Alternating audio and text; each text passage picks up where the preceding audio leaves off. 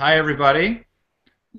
Welcome to another Destiny Movie Night Hangout. I'm your host here today, Mike, and I'm here with the two guests, Ida. Hi, Ida, and June. Hi, everyone. And for those of you watching today, the movie that we will be reviewing, discussing, is I Heart Huckabees, an existential comedy. And for anybody tuning in live here today, we have a Q&A that will be open. So if you have any comments or questions you'd like to share with us during the movie, you'll be able to do so. You should see that on the right side of your screen. Now, anybody who's tuning in today, we're in for a real treat because we have a rapper here with us today. June has prepared a rap that very much so gives a summary of the movie. So, June, without further ado, why don't you give us the rap? I Heart Huckabees is a movie about existential connectivity. The white blanket symbolizing the concept in the film. There are characters figuring out what existence is about and the purpose of what they do, and why this happened in this world. Existential detectives became involved, and at the end, the conclusion is that we are really connected, our human drama to the fore, the world existing in human manure. Human drama is part of it all that makes existential connectivity possible. I will step in as the director and change the direction, for the movie can change for the mutual benefit of all. I will make the characters the existential investigators, for we can introspect and investigate why we do what we do. By looking at our thoughts, we can identify the belief behind our existential investigation, self-forgive and correct ourselves by looking at the truth. When we think in our mind, we tend to lose the essential oneness and equality of us all. It is about aligning our expression to the primary principle. Life is all of us here as a whole. Matter exists as the human manure. Human drama exists because of our personal choice that we create in our mind based on our entertainment toys, knowledge and information to the fore, bringing ourselves here as the physical breath, interacting with the environment, embracing the body in this physical world will be the solution. For we don't have to search. We are here as the breath, able to express ourselves. That's awesome. Nice. Wow. June, you really have a way with words there, putting it all together like that. That's awesome. I just did it 2 hour. I mean 1 hour ago. Oh wow, wow. Pretty much a freestyle, really. Well, it was a freestyle, but I mean just in terms of like putting it together so quick like Yeah. that. Yeah, awesome. So to give just maybe even a little more like storyline context of the movie for those tuning in, note maybe a few spoiler alerts here. If you haven't seen the movie though, afterwards it would still be good to check it out. This movie was just so rich in its words, in the questions that it asked. I found myself writing down just like so many things today. So if you haven't seen it, you go check it out. Maybe have a notepad there because there's a lot of good lines in it. And so today, well, before you know what, we're gonna just jump in, and I'm gonna start with we're gonna start with like the points that I've noted down today. Um, in, we have the main character Albert who was investigating. Basically, that's the point, the starting point plot around the movie is Albert's investigating a series of coincidences. There's there's this guy he encounters like several times within a few days, and he's never seen him before, but he keeps like bumping into him, and he's always in his particular work uniform, and he's questioning the point about this. Um, yeah, so that leads him ultimately to these existential detectives, where Albert, is kind of like what's the meaning of these coincidences? Like, I want to know the meaning, and we find out, he's got like a lot of questions about the way things are. His work that he's involved in specifically, he's oh, what's the exact name that you would call his job? You would call him what would you call? Oh, a director of the Open Space Coalition. Now, he's fighting specifically suburban sprawl. And for those of you who don't necessarily know what suburban sprawl means, that's basically the point of suburbs just like continuing to develop, like build up the whole like the box stores get built. It just the new development goes in. It's just expansion, expansion, expansion. Deforestation essentially is what happens as that process.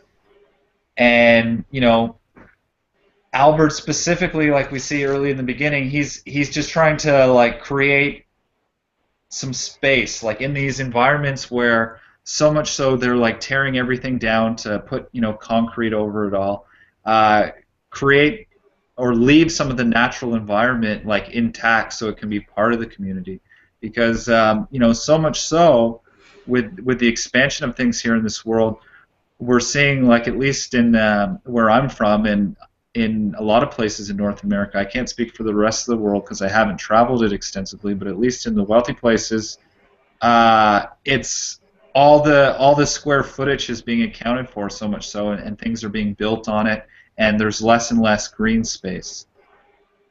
Now, Ida, June, just based on just that like little summary we have there of the storyline with him being the existential detective. Um, well, no, pardon me, seeing the existential detectives. What jumps out for you like as a important point of consideration in this movie? Let Ida answer. Okay, Ida, you go first. Um, oh my God, it's so much. No, I mean, or like how are you thinking? Okay, well let's like take it point by point there more so, because I think Yeah. in this movie, like we were saying, there's so many points. Um, Well, okay, I it, can wait. Okay, I got I the point. mean that's kind of funny that you're like, oh my God, there's so many points, because that is such a point of this movie, is Yeah, that there's so many points. Like literally, that was it. Like good connections, bad connections. There's at that point in the movie where they're talking like back and forth, basically of like, everything is meaningful or it's nothing. Nothing is meaningful. It's all about nothing, where they're talking about it being like all the world is constructed of like all these particles, and within those particles are little particles, and then the character Tommy is like, yeah, but within that it's little spaces of nothing, and he's like, and then the other guy, the existential detective, is saying, no, no, no, that it's just even smaller particles within that. They're connected to that. So even where you think that's empty space, it's all connected. And if we just take even that like sequence of events in the story, it connects to the like framework story dialogue we have with our main character Albert, where he's all about like wanting to save some space, right? Like essentially like not wanting this space to be like wasted or used. But when we consider the factor that everything is connected and that the space is never gone, it's just being used in some way or another. It's what just the connections of that all here. I mean that it's never really, the space is never really gone. It's just being used in a different way. yeah, So I found that point like interesting, even in considering that like, can you really save space? I mean, yeah. like, where do you put it? Like, do you take the space and put it in the closet and be like, well, I'm saving space? No, no, right? Because I mean, the space is there, but I think it becomes more, and I think That's this is the also point. actually in the beginning. Vivian asks, "Have you ever transcended space and time?" And he says, Right. "Yes, no, time, not space." and that connects to the point where he is like trying to save the space also. But yeah, Totally. but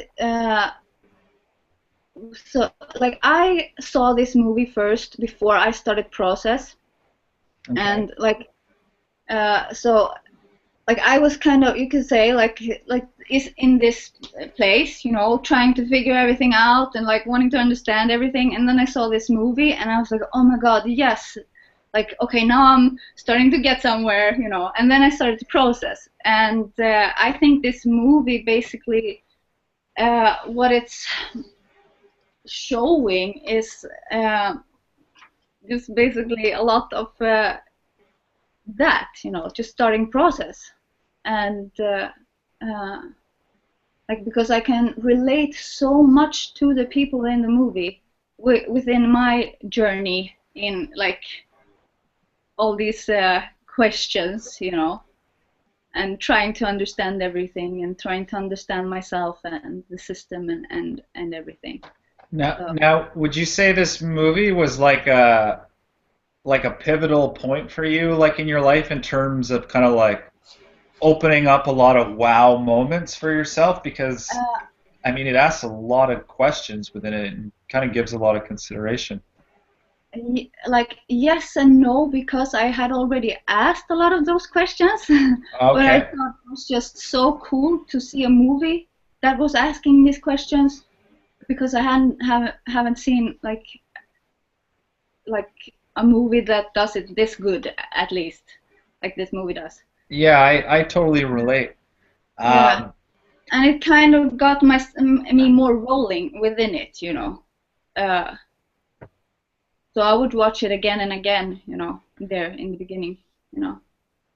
yeah, I found it the same way. Like before we got going for this hangout, I watched it like the second time for the second time, and you know, I was just pulling out like new points, new points, new points of it, and like I want to, you know, maybe watch it again down the line and write down some other things because Yeah, it's, I mean, I would almost be curious to just go through the like script of a movie like this because so many of the lines were basically like you know, commonsensical like observations of, you know, things in this world that we often like don't consider or just take for granted. Like you know, if we reflect this to the Destiny I process, you know, we're walking the process of deconstructing like our mind, like you know, questioning our relationships, like what comes up in our thoughts, looking at what we've accepted and allowed in various dimensions. And this movie, you know, challenges a lot of those points and just kind of calls it out for what it is. I know for myself, one of my favorite points in this movie. Well, not. I mean, there's so many favorite points, but a point I found to be like very funny is when Albert and Tommy are at the guy's house who Albert had these coincidences with, and they're, you know, at the dinner table with the family he's staying with. Christian And family, pardon me. the Christian family. Yes, the Christian family, and you know, Tommy gets like asked a question like, "Oh, what do you do, Tommy? Do you have a job?" Because they're starting to look at them like, you know, they've already defined like Albert, like, "Oh, you're all philosopher-like," and they have kind of a very negative connotation about that because he's posing a lot of questions about existence, and that kind of, you know, doesn't gel so well with their Christian upbringing and like how they're existing within their home and their day-to-day living. And then you know, Tommy tells them, "Well, I'm a firefighter." And then, you know, they're like, "Oh, that's so amazing! Like you know, what a heroic job! Yeah, a hero." Um, and I found that just to be like real cool in showing how, you know, in our society we regard like some jobs as so noble and honorable, and then there's other jobs that we are like, oh, he's doing this, or you know, he's doing that, like that's not good, like the whole good bad duality polarity on those points. But when we consider the fact that, you know, all these jobs exist the way they do because, well, the money system that we have, creates the need for things to be the way they are based on our relationships here, that it's kind of bullshit. And Tommy goes right into that. Like the next line he says, he's like, "You guys call yourself Christians, yet you don't live the principles of Jesus. You guys are hypocrites." And that's kind of like, whoa, to them. Mm-hmm. There was another line right there where basically Albert asked them, like, do you guys like know what it's like? Like, what does he say? He says, "You can't remember what it's like, or what if it gets to a point where you've forgotten what it's like to stand in a meadow at sunset?" And then the son says, like, "What? Like, what's that like?" And the point is just so far removed into not knowing it. And then he says, like, you have to question your thoughts and the way things are. And the daughter then looks to the mother like, "Mom, we don't have to do that though, right?" And she's like, "No, no, no, honey, not you. Don't worry about that." Yeah. That's Yeah, just for some other people, like, yeah. And it's kind of like she's saying, I get the feeling like she's saying, like, if, like, for the people who are messed up a bit. totally. Now, the other interesting point is, like we see with Tommy's character, so much through the movie, he's he's really concerned about the environment, like specifically our relationship with oil. Um, yeah, care to elaborate on that?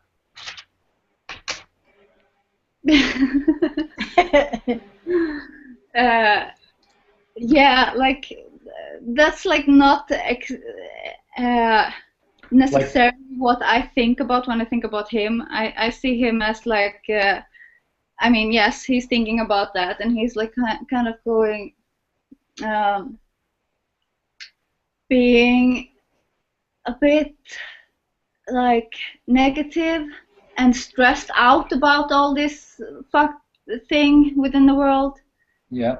And it's kind like a moment that I really that stands out for me with Tommy is when his wife is leaving him, and his wife and his daughter, and it's basically like he's in his process, just being all like messed up in his mind, and just really like don't know what's up or down, and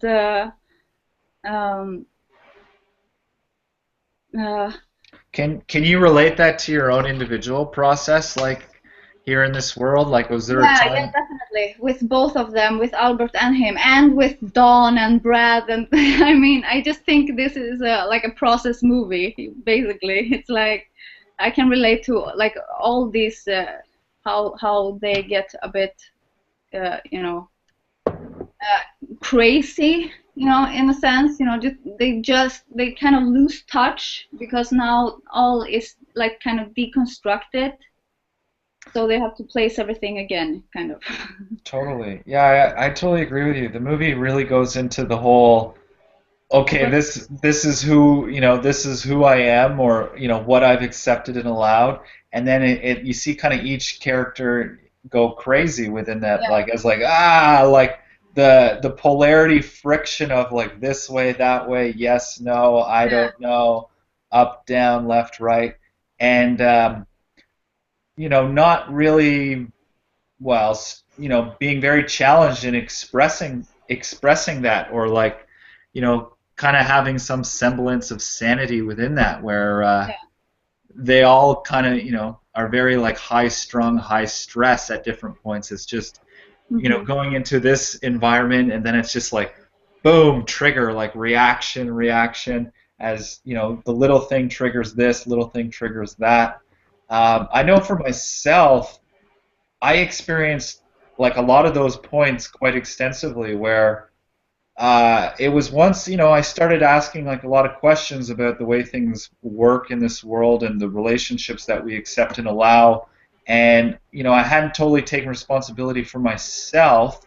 not by a long shot, but was just starting to recognize different relationships, and I hadn't totally really connected it back to myself here, and Mhm. these points being reflections of myself in different ways. And so for myself, it was like seeing things I didn't like, and there was like a stigma of blame about those points.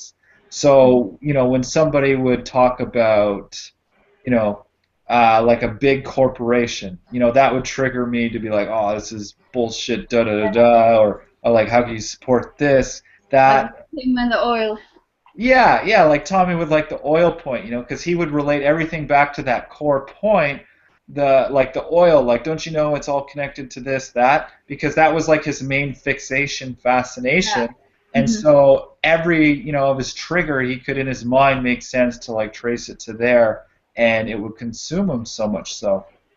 Yeah, Let, and let like to the yeah. point where his wife leaves him, and he's trying to challenge her to to see these points that he's seeing, like and she's like, she says this sentence, I just want to live my life, because he is basically uh, stuck within Right. those, like within that experience of being all messed up. So he's He's at such a point of over analyzing like yes, everything and that he's he's kind like, of self-destructing, yeah, like and his his wife just, she can't handle it anymore, I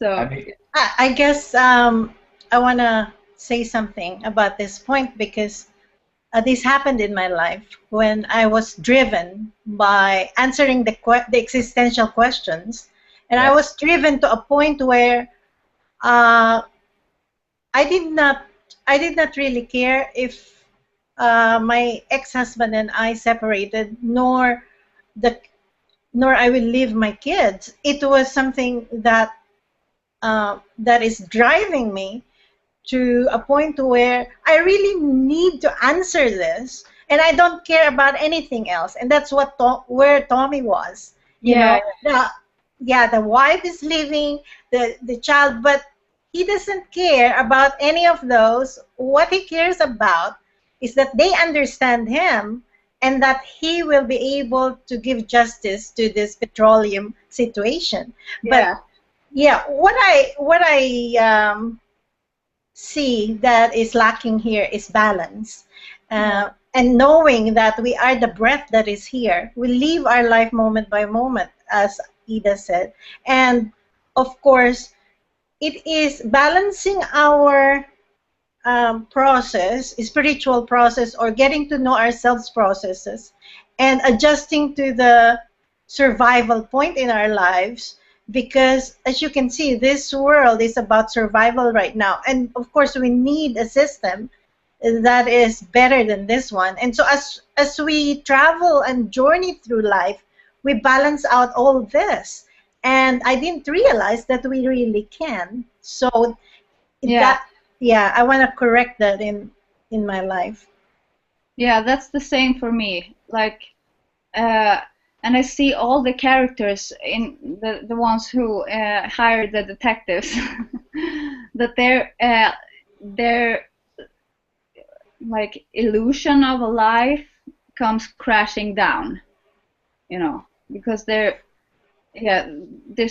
just starting to walk uh, their process of understanding, basically, and uh, maybe deconstructing. I like, it doesn't go into that in the movie that much. It's more just pulling the curtains, kind of, in this movie, I would say. Yeah, I think, the movie just kind of like touches on it. Like, I mean, it doesn't necessarily go into the tools and ways in which you can No, it's more. deconstruct your mind, but it just kind of showcases the whole, it starts with like asking questions, looking at these points, Yeah, and, taking them like apart. Like, what if I remove this point about myself? Or what's behind this? What's behind that? Kind of like removing the veils in a lot of yeah, ways. exactly. And that's how, like, and then everything comes crashing down, all the big belief you have about yourself and this world, basically. So you see all the characters kind of getting to to that place in the What? movie. What? And I really like they do it so funny. It's a really funny movie. I enjoy it a lot, and just yeah, it's greatly put up, like or how they portray everything. Totally. And Totally. I, what was it? Yeah, Vivian says in the beginning, "Are you sure you want to do this? It can be a very painful process, you know, to if like to go to wanna get to know the big picture, you know, of everything, because you Right. have to let go of your whole identity and what does she say? You know, just how you exist, basically." Yeah, and I mean, that just kind of reminds me in beginning with Destiny, and Destiny really like assisted me in, asking myself a lot of questions by just, posing such points of like, how much have you really investigated your thoughts? Do you know how a thought works? Like, what are the mechanics of thinking? How does that go? And, more and more and more within those points, and, looking at your relationship acceptances. And, for me, it was kind of like a point of arrogance and righteousness, like self-righteousness, where it was like, oh no, no, no, like those are fine. Those aren't like real like problems of like, yeah, yeah, yeah, like I'll investigate, look. But, me as like an ego thinking like, oh, like maybe I'll find some cool stuff like down here, but like, I don't really have much change to make because I'm all good Hmm. already, like, very much kind of in the love and light like attitude of just, everything's wonderful, like magnificence, and you don't focus on the negative, or like the bad stuff. It, maybe it just happens, but then, you replace it with some more positive, and you move on, kind of thing.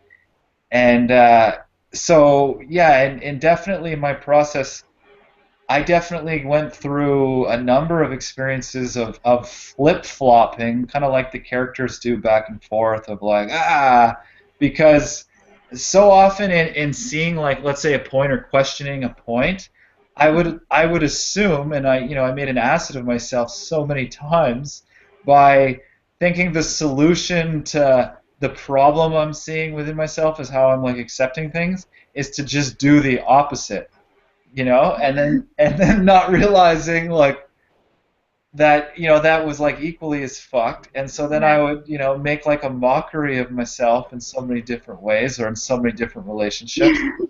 And it was like I didn't realize it, and it got so bad at sometimes like I would go the other way then, and I would do the thing I was doing before, because I would justify in my mind, because my ego is so big, and thinking like, oh no, I was right all along, like I shouldn't have doubted myself, I had it all figured out, that's what I get for questioning myself. And then I'd go back, and I'd create my own time loop.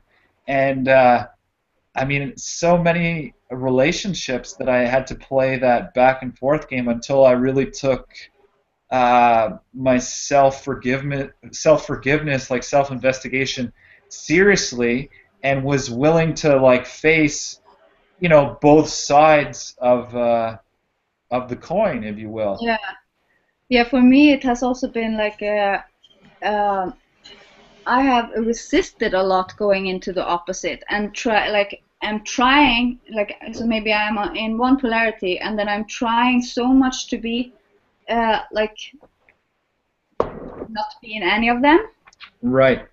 But sometimes it has helped to go into the opposite polarity, just like a little bit, and then go back. So I have like, instead of going back and forth, I rather like stayed safe in my like regular polarity than allowing myself to take the step to go a little bit into the other, so that I can actually see like, yeah, okay, that was a bit too much, and now I can. So like I've resisted that.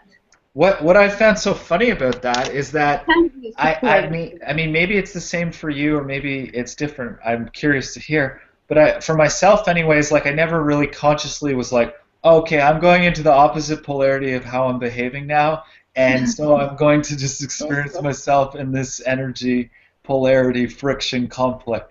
No, it wasn't like that. Like I didn't know what I was doing every which time.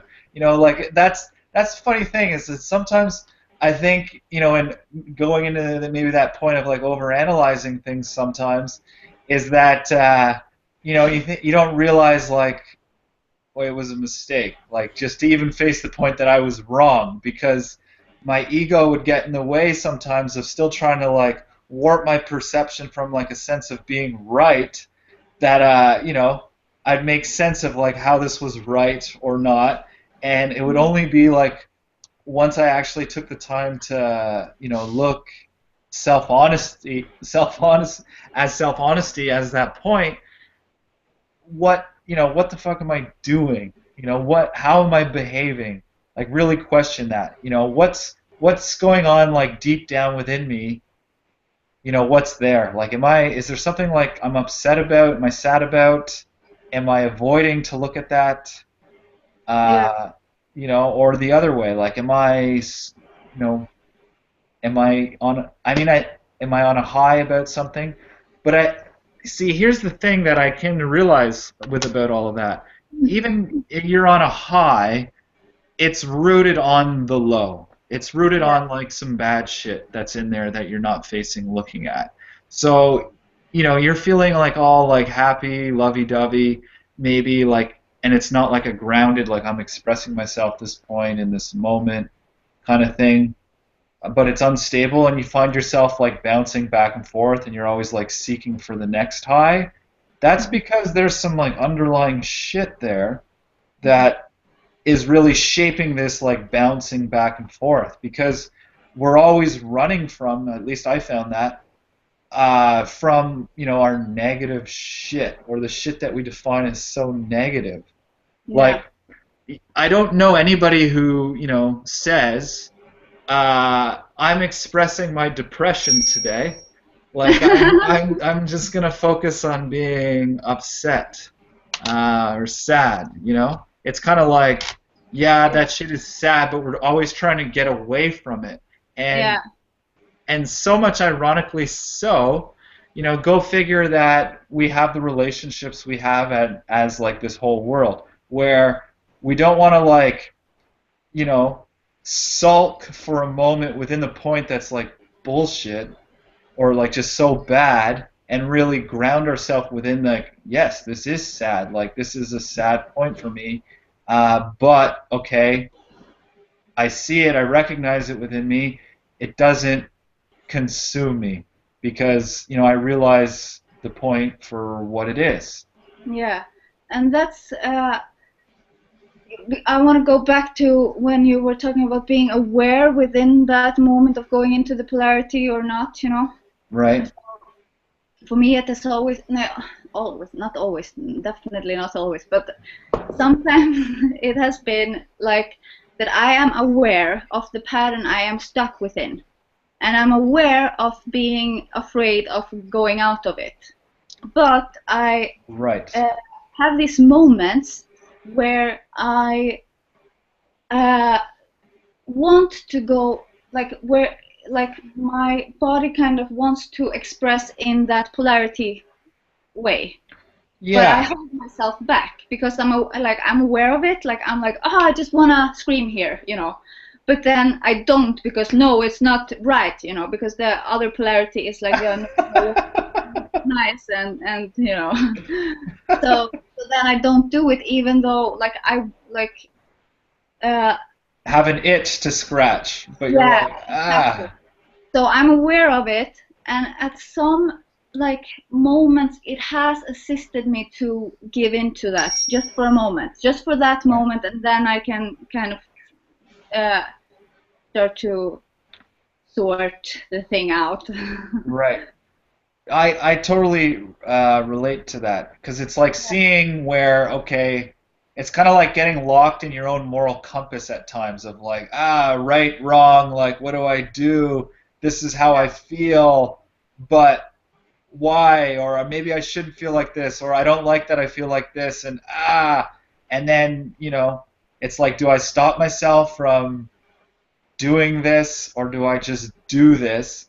And I think that like that point that you mentioned is that deep down we do always know what's going on. It's Yeah. just actually like taking the time to sit within that point, like go into it, like you say, because I think that's the thing is that we're like outside of ourselves almost, so much so in so many instances, is that we're not really embodying the point that we're actually experiencing within, like fully, you Yeah, know? and I mean, even though you understand the point, sometimes it can be hard to start to live in another way, For you know. sure, for sure. So, uh, Right. I think this like brings us into the importance of really being like specific with ourselves here. yeah, Specific, like when, let me elaborate a little bit on that point. For instance, like having an experience within yourself, and maybe it's uncomfortable to a certain extent, and it's causing you to, not want to sit still or like move around. What I found personally is by connecting words to the feelings or emotions I'm experiencing, has like really like aided me in understanding myself better as like what I've accepted and allowed. Because typically what I've found is that in those moments are a result of like the play out accumulation of all these things before that led me to that point even. And by connecting like a word to, what's going on within me, like I mean, it's really quite elementary when we think of it that way. Like, think of like a child, like a child, like, okay, like a baby. Like they don't use words when they're like young. They cry, they make sounds, and the parents are trying to figure out like, what do you want? What do you need? Like it would be so much easier for them, seemingly, like if they could just verbalize that point, like, oh, it's this, I'm experiencing this, I need help understanding this. But that's kind of like the irony is that we're so like, I think our communication needs to just develop so much so yeah, where we don't even like consider what it is we need or we need help with, and like we don't want to ask for help, or we don't even consider that it's a possibility, or we know how to ask for help. And yeah. yeah. I would like to say something about this health point, Mike, Yes. And then because I want to say something about the child point. All right. Nice. I saw this character getting inside that zip bag. Did you? Yeah, the Yeah, blanket. no, Yeah. I mean, there's a bag with a zipper where you get in, and then Yeah. all your thoughts come up. Remember Yeah, that yeah, part? yeah. They called it the blanket. It's the That oh, is it the blanket? yeah. Oh, It okay. it is a zip bag. It's a body Yeah, bag that you go into. right. Yeah. That's different from the white blanket, right? But this zip Yes. bag reminds me of when I was meditating, because when I initially meditated and closed my eyes, all my thoughts appeared. And the whole meditation thing is to kind of manipulate your thoughts to a point where it will not be there anymore. You just focus on your breathing and that, so Yeah, you experience some sort of relief. And I guess throughout that zip bag experience, you will come to a point like that, like your thoughts will come less. But I still think that that is a point of manipulating our thoughts rather than directing it and recognizing, hey, if this is a blame point, because let's say there's thoughts about, oh no, I'm not part of this, someone else has caused this. It is the politician Obama, for example, right? And so I'm getting into a blame, which is the point we're talking about here. We always talk about points, but let's say we have the blame point within that thought. So we're saying, oh, okay, that there's a blame part there, let me first take responsibility, and let me be the one that takes responsibility rather than another person, because this thought has a picture and then it becomes a movie, Yeah. let's change the movie kind of thing. It's kind of like he has to go through the consequences before he lets go. While he could have done that in the zip bag if he had Yeah. to investigate and take himself responsibility. Yeah, because if you don't do anything and you're just in that zip bag trying to process these thoughts and you're not changing yourself practically, how is that going to change the world? That's my question. Yeah. For sure. It Yeah, it keeps you, in the bag basically, in the bag, in the box kind of mindset because that's the funny thing. Maybe you guys have experienced this at different times. I know I have like a number of times, especially when I didn't have the tools that I've like developed through walking the Destiny I process, um, where I'd be like stressed out about something, and what I would do within being stressed out about, whatever that point was, like a point that was really bothering me, I would just think more about that point, as like I was gonna think my way out of the point. But it wasn't really, so self-directed. It was kind of almost like watching, a TV show that's broadcasting in my own mind, and I'm just kind of so immersed within the show, which I'm, producing, but not realizing that I'm producing as just how I feel about all this stuff. And it's just kind of like ongoing, ongoing. It goes back and forth this way, that way, as, the tennis energy ball, like this, that.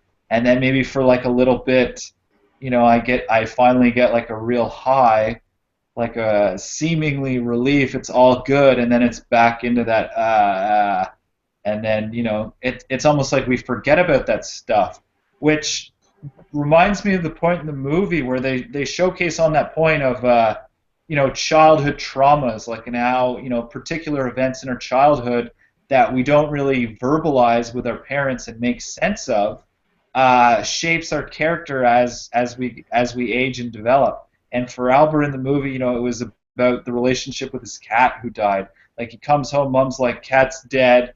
I got like company over, like, you know, Yeah. see you later, see you later, son. Your Yeah. your favorite family cat is gone.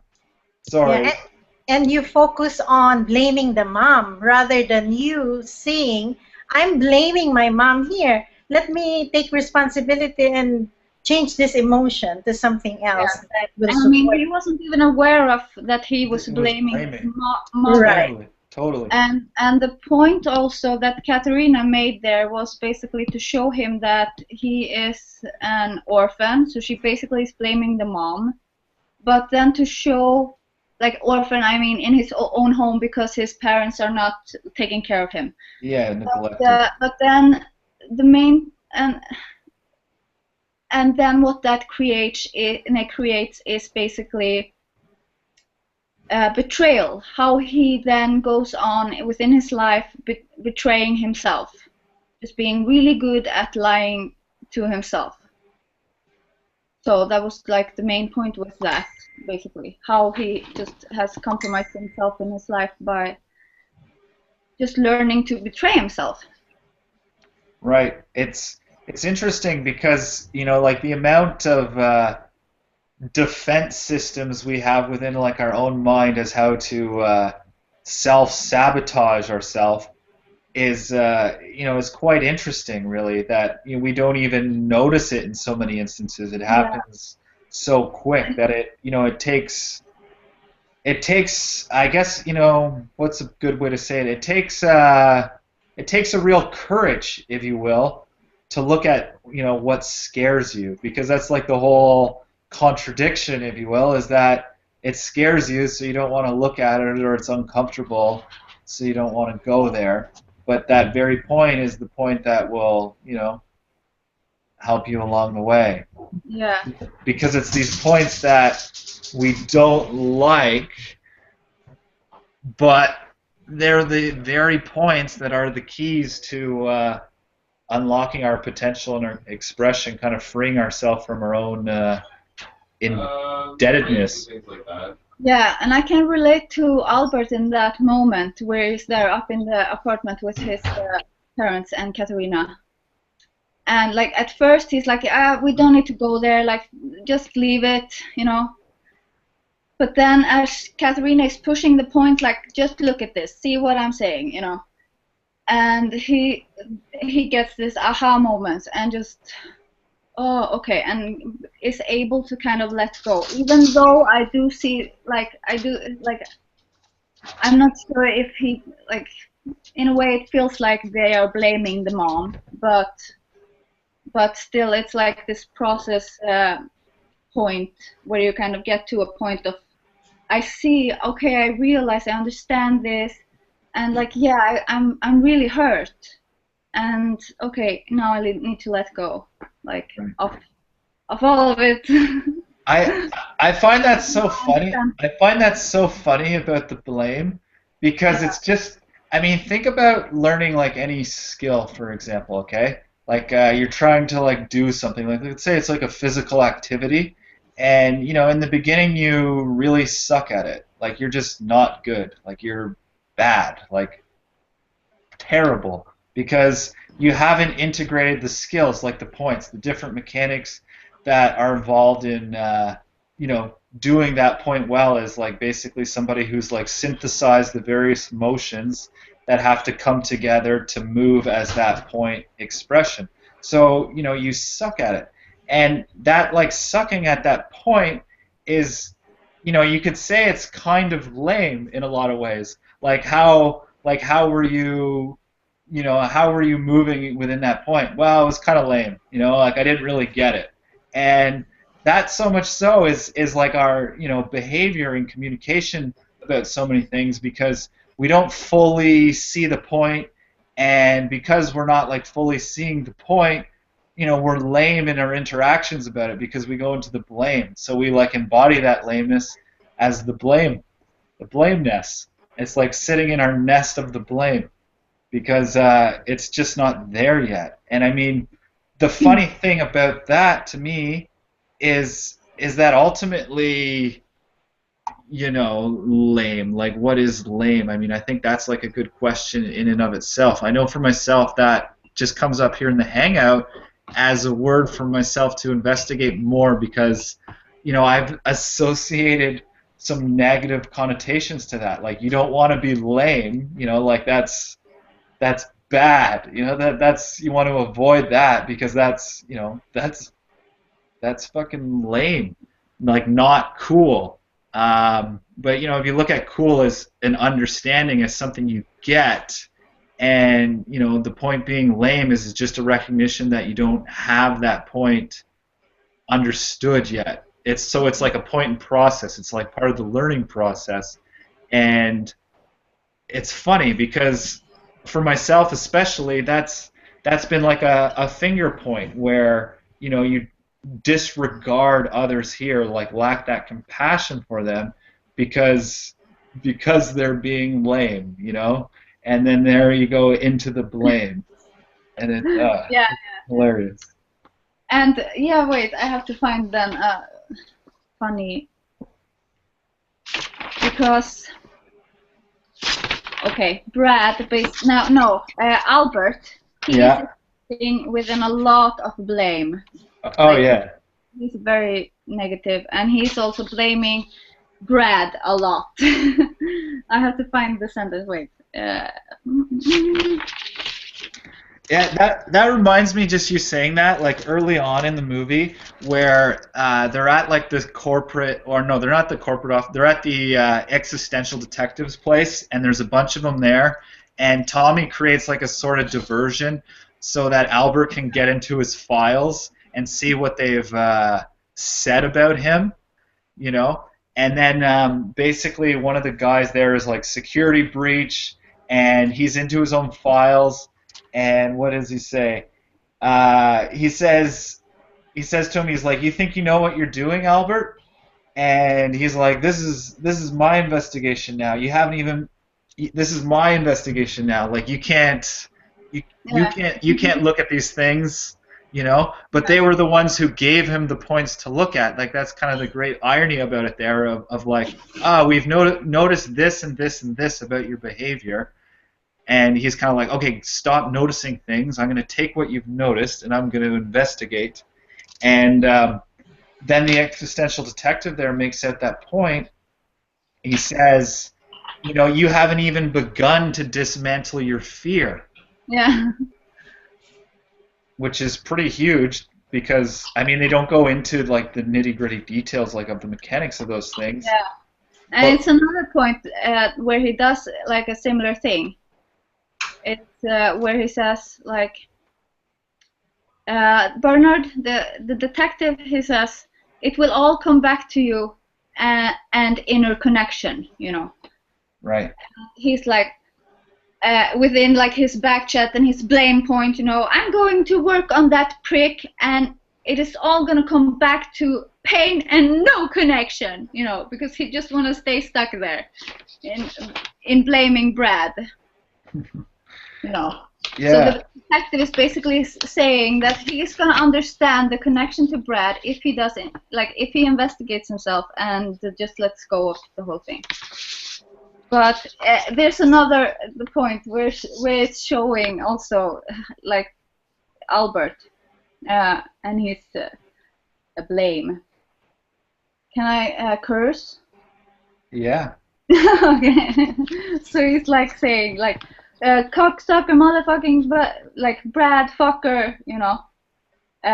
Just his back chatting. He's sitting on this stone and back chatting about like Brad being a fucking cocksucker. Right. Right. You know. Yeah. Yeah. And then He's in he's the thick of writing it. a poem, and he's like, "Is it possible for anybody in this world to work together to make it better? I don't think so." Because, you know, he basically, because he has just been showing that to himself. You know, he's blaming Brad for being a person that doesn't want to work like together, you know. But within his attitude towards Brad, he's actually showing that he is the one who doesn't want to work together, you know. So he's blaming Brad for being that. And then, you know, yeah, and so that's like a moment. Like if you want to see it when you're looking at the movie, then you see it. Like yeah, it's obvious basically what he's doing there, just trying to put the responsibility on someone else, you know, and then doing the same thing that you are blaming another for. So that's really funny. And I also think it's very funny within this movie how they are like very much like kids. Like this movie, like how they are able to show all of these points so well by letting the characters have these childish expressions. Right. You know? Right. So, you know, which really is a cool point because it's through, like you mentioned earlier, you know, like allowing yourself to go into the point. Like, what are you experiencing? So yeah. they're always kind of embodying like that what they are experiencing right now. And from there, you know, we see like especially like the existential detectives following them around, and they're pointing out to them like essentially constantly like, oh, like this is your mind construct. Like because of your relationship, like here, you know, you're freaking out like this, and it's like but then you know, reaction to the reaction then happens, and then it's like, oh, another reaction, like seeing that point, then it's like, okay, maybe I got this, I understand that, but then, what about this? And then it's like, and then it's like, and it's funny, it's like a back and forth, like, Yeah.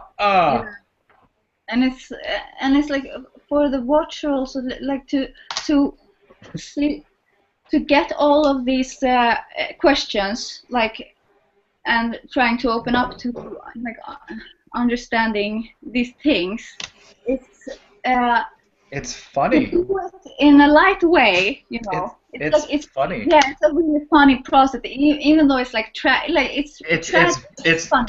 yeah, it's back and forth. It's funny because And it's like, they really make a great job oh, doing that. totally. Because that's like what it goes, like so far, like so much back and forth. Ah, like Yeah, hurt, and then it's like yeah, like laugh, like it laughs out, and yeah, then exactly. but it's, I mean, what's funny about it though is how we, I mean, it's again tragic comedy. It's like you have to consider that the funny is so much tragic because it's so ridiculous, and Yeah, we don't realize the extent to which we're like our own joke, but like how far we're willing to take the joke, you know, which is like our self relationship points. Like we let yeah, it, like the build up, you know, like the build up, build up, build up, build up, build up, build up. How long am I going to keep saying build up, build up, build up before he, you know, gets to the punchline and like bada boom, there it is. And it's just like but and I mean, if you don't get that punchline, there you go. That's it right there at the end of the movie. yeah, What are they doing at the end of the movie? Right. Let me say something about that. yeah, Because at, Yes. because at the end of the movie, they said, well, it's all about, this connectivity. This is real, they said. And that, the manure in the earth is real, And then they said, the human drama is part of all this. So they basically accepted that and yeah. allowed that, That's what, which is a twist really to what reality really is, because human drama is coming from our mind participation within, not recognizing when we're blaming someone and taking it back and taking responsibility for it, for example. yeah, exactly. So So it's kind of like saying just that it's okay to just not just blame someone, it's okay, it's not really okay. So the director also has to know all this and has to be able to direct this so that he can direct the film so that the people watching it, including the children, will be able to direct themselves properly. That's my yeah. point. But But that's the point. The people, the characters in the process, they are not there yet. They're just yeah, starting the yeah, process. You right. know, they're That's what just makes in it the so beginning. funny because it's, I mean, and we're, we're very much the same way. Like I find myself, in trying to be the perfectionist sometimes, you don't embody like the reality of the points, and you get lost, in misperception basically. Like, your perception is warped because Yes. you're so stuck on, how you think it should be, like what you're saying, June, like the drama, or like the family drama, the human drama, and it's not, we make it real because it's, it's make believe, and that creates our like false perception of how it all has to be, when it's not even really considering how we're making it up in the first place. And it's not, really rooted or substantiate in your potential of like great awesomeness. It's kind of showcasing, well, our lameness is what we created that was lame, but it's very real in the sense that we're making that our shit, and then that's real manure, like that's our bullshit. Like we make our bullshit real so much, and then that's really what leads us into the point of like going back to nothing, if you will, because it's like, well, how did we create all this shit here? Okay, we did that. Once we know how to create the shit that we're here, we can stop creating like the bad kind of bullshit, because from then on there, it's like, well, okay, now we got the tools. We don't have to be so lame in our creation. We can actually make shit that's cool and do it, express it in ways that are fucking awesome. Yeah, Uh, and that's oh, why I need to say that I agree with June there with the end of the movie, that I was always a bit disappointed. You know, you watched this whole movie and then you get to the end and then there's no real solution basically. So Well, that the movie is awesome, but then there's I think it does kind of like, I mean, it doesn't lay it out for you, and I'm gonna elaborate my response to that with we had a comment question come in from Daryl Thomas. He says, I really enjoyed this movie, and especially the performance of Hoffman and Lily Tomlin. Do you agree with the premise that both schools of thought, meaning versus meaningless, are necessary to understand the nature of reality? yeah, And that's what we were talking about before the Hangout. yeah, If you wanna, right. because in the end, Albert actually is pointing that out, basically, in the end. Exactly. And I think that is like a crucial point because, if you have to consider like in looking at the dynamics of relationships here, the duality of things of like good, bad, meaning, no meaning, you do need those two schools of thought to get the holistic perspective into how you want to create ultimately in the best ways. Because it's like something like we were just talking about something being lame or something not being lame or whatever, something being the opposite of lame as like cool, as a real understanding and knowing. If you don't understand or like know why that is that or why that isn't that, there's there's a sort of, well, it's funny because it's like, well, if there's no separation in your words between defining it as a this or a that, it's like everything is perfect or awesome. It is what it is, and then it's a play so much so. But I mean, to kind of get practically grounded here into like looking at our world and things they are, it is specifically important, I see it, to recognize, the kinds of shit for the kinds of shit it is, as just, the cup is the cup. The cup is not, a dinosaur per se. Just from like, the point of a dialogue and to practically move things and, support things. Like if we just say, like, yeah, the cup is like the dog, and instead of taking my actual dog out for a walk, I decide to take the cup out for a walk, and I put the cup on the leash, my dog leash, because I say they're like one and the same, and it doesn't matter. It's like my dog's gonna be my cup today, and I pour like water on the dog, and like try to drink off the body of my dog. I mean, that's like so ridiculous. But to a lesser point, without really regarding things as they are with a common sense perspective, in seeing, like the meaning or the not meaning or whatever, like all or nothing kind of thing, we kind of get lost in like different dimensions, like shades of gray on the particular points. And I mean, it's not to, get lost in philosophizing, like waxing, like is it a this, is it a that, or whatever. Yeah, I mean, you can also become crazy by doing that. I mean, you have to be stable Right. with yourself.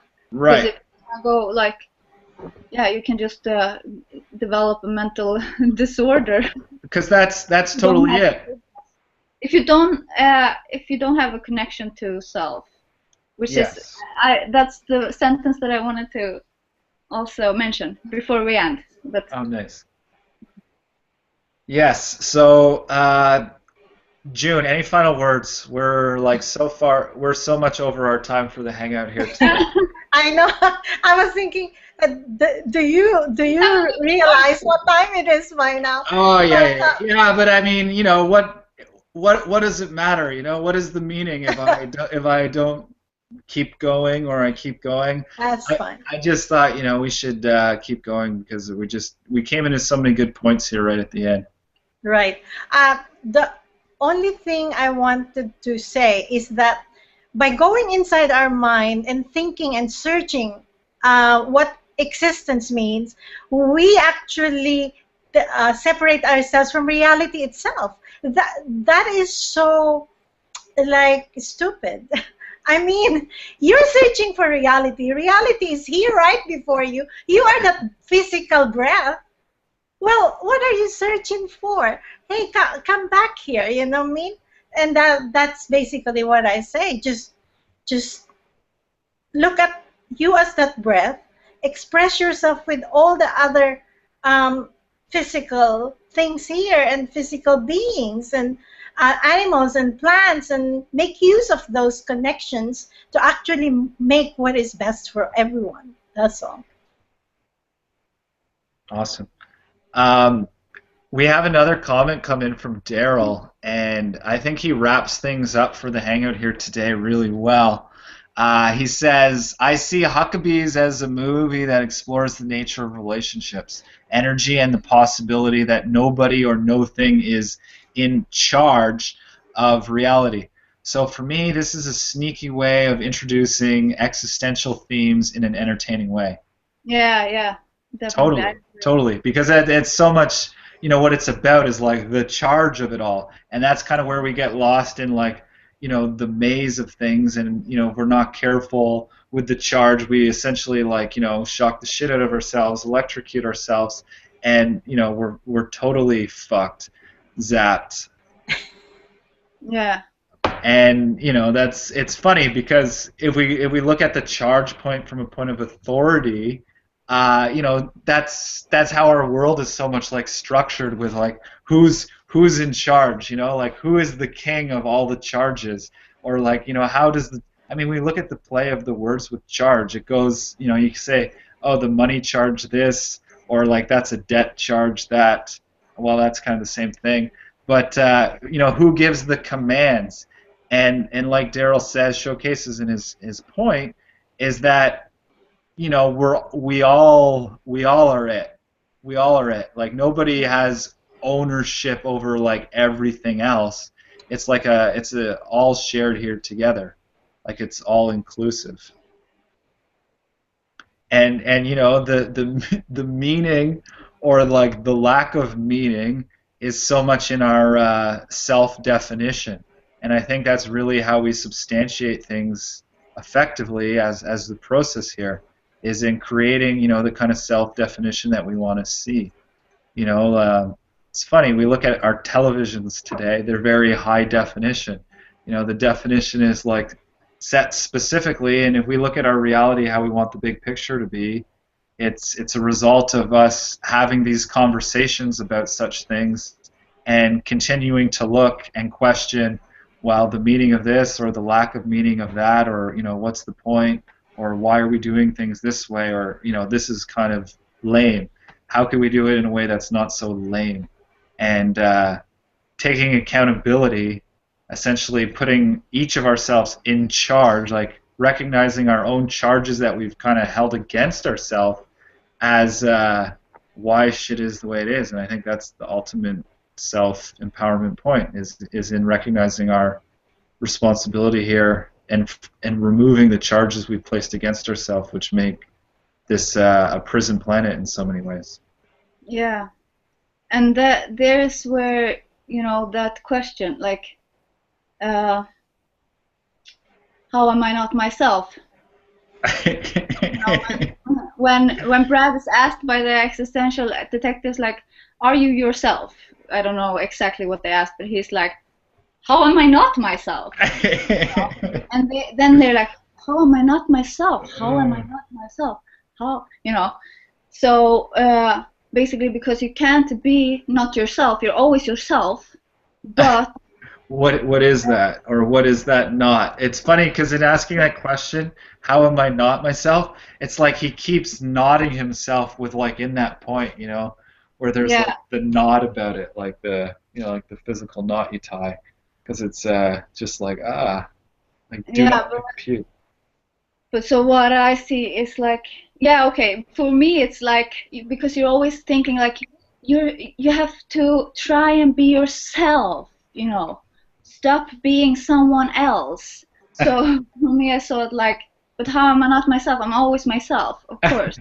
But the point is to see then the difference between your beingness and your programming, basically your robot mind, that self, Right. where you're doing things in automation, and basically not taking responsibility of yourself or not being self-honest, and then you as a being, you know, your beingness, that self, you know, and seeing the difference, because you're always yourself in each moment, but who you decide to be is what matters, you know. And then that's the funny thing. It's like, we look to like fragment ourself, our cells, as like we do our like research experiments by like, oh, taking a cell, looking at it. But it's funny, we're made up of all these cells. And we look at how often we want to like define ourselves as like, the self point. We get into like the separating like one point from all the other points, as it's like, I'm a this, I'm not all of that, when the reality of it is that we're made up of all of that. And so like what you're saying, in one moment we can be specific in expressing a this or a that, and recognizing like that there's so much of what we are that like really, and understanding the difference between when you're doing it from your programming, right. when it's basically not real. But check this out. I mean, isn't that ultimately the solution that we create for ourselves here? Is the new programs, like the new program, the new paradigm, as how we'd like to express ourselves, because we're putting it in, for real. It's like the initial programming is lame, and we didn't even know how lame it was. So we have to embrace our own like lameness before we can remove the lamination that we've like what you're talking put into about. ourselves. What you're talking about, Mike, is actually rewriting your programming. Yeah. Yeah.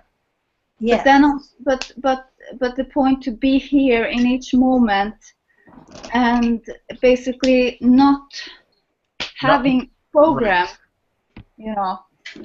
Well, I think we can use points of programs specifically, like in terms of like the application of skills, right? Because I mean, like we look at like a phone, for instance, and it has like these cool programs or whatever, and they're like specific apps, and you can use them, and I think our words are like the tools in which we can use things like skill set specifically, and we can go into those points. So I don't think it has to be like this. Well, it doesn't. It doesn't have to be the way we initially use it as a reaction, and it's just like, oh, the program, instead of reacting to this, I react to this now. I specifically changed it because that's the flip-flop of the programming.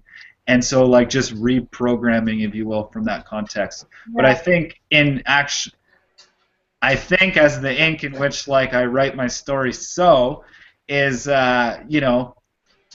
basically I decide, I create how to live the words for me, and it's a recognition of myself as the words and purifying my relationship as each of those words. And really that can only be done in recognizing the disparity, the disharmony we have within all the charges on all the different word relationships we have. And I mean that's a process, as we all well know. Mm-hmm. But it's pretty funny, really. Yeah, so and I think this movie shows that. Yeah, and to let go of that so that you can like take responsibility for each moment. Right, because that's a good point as well, is that do we really know how to express ourselves in the best of possible ways all the time? I mean, I think deep down we do. Like, things are easy, it's elementary, it's common sense, but it's just a matter of letting go of our shit, because if we don't let go of our shit, we're going to be like full of shit, and that's going to be very uncomfortable, and eventually it's just going to explode out of us, and that's not going to be comfortable either. And so that's kind of like the great irony of fearing to let go of our shit, is that we're going to have a more unpleasant shit as a result of that. And okay, girls, I think we need to wrap it up here. We've pushed on quite long in our chat today, and I think this chat very much embodies the movie.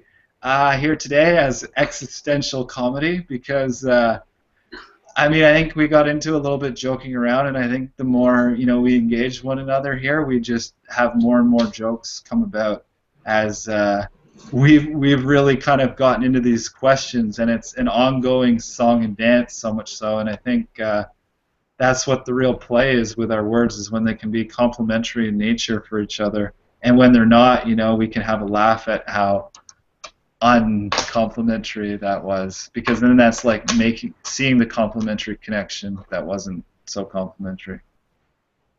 Yeah. Yeah. Okay. Okay. Bye, everyone. Thanks for tuning in. June, Bye, everyone. thank you.